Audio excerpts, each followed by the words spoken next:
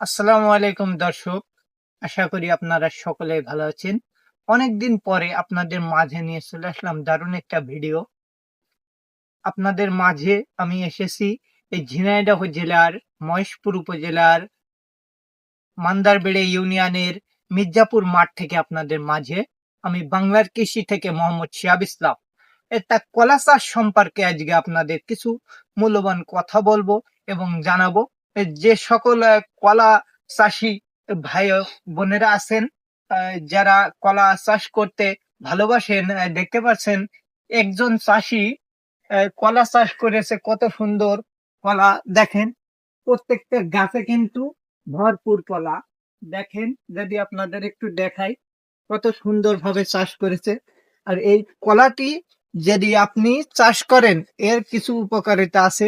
যেরম কলার ভুঁড়া যাতে গাছটি না পড়ে যায়, এজন্য মাটি একটু উপরে উঠিয়ে দিতে হয় যাতে কলা গাছটি না পড়ে যায়, এবং গাছের গ্রোথ শক্তি বাড়ে, যাতে কলাটি ফলন ভালো হয়।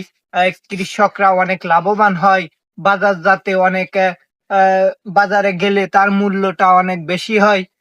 এবং এই কলা যারা চাষ করেন, তারা অবশ্যই, যদি আপনারা এই কলা গাছের এই গোড়ায় দেখতে পাচ্ছেন 5-7টা গাছ হয়েছে, এটা এত রাখা যাবে না। কারণ যদি আপনি বেশি রাখেন, তাহলে আপনার মূল যে গাছ, এই গাছের থেকে এই বাচ্চা যে গাছ, মানে মাতৃ গাছ বলে, এই মাতৃ গাছে অনেক শক্তি পেয়ে যাবে। কারণ এখন এই কলাটি আপনি দেখতে পাচ্ছেন অনেক মোটা হয়েছে, কিন্তু এই কলাটি মোটা আর হবে না।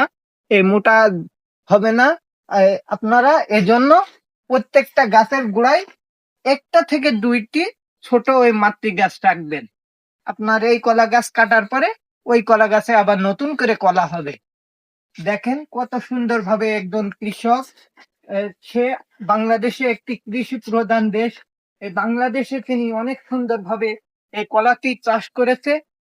আমরা আশাবাদী, তিনি আমাদেরকে জানিয়েছেন তিনি এখানে অনেক লাভবান হচ্ছেন কলা বেচে। কারণ কলা আপনারা জানেন, এই পাকা কলা অনেক দাম। আর এই কলা বাংলাদেশে অনেক চাহিদা রয়েছে। এই চাহিদা অনুযায়ী অনেক কলা এখানে চাষ করা হয় এই মির্জাপুর মান্দারতলা মাঠে। আমি এখান থেকে আপনাদের মাঝে বিদায় নিচ্ছি। আপনারা ভালো থাকবেন। সবাই আমার চ্যানেলটি লাইক, কমেন্ট, শেয়ার করবেন।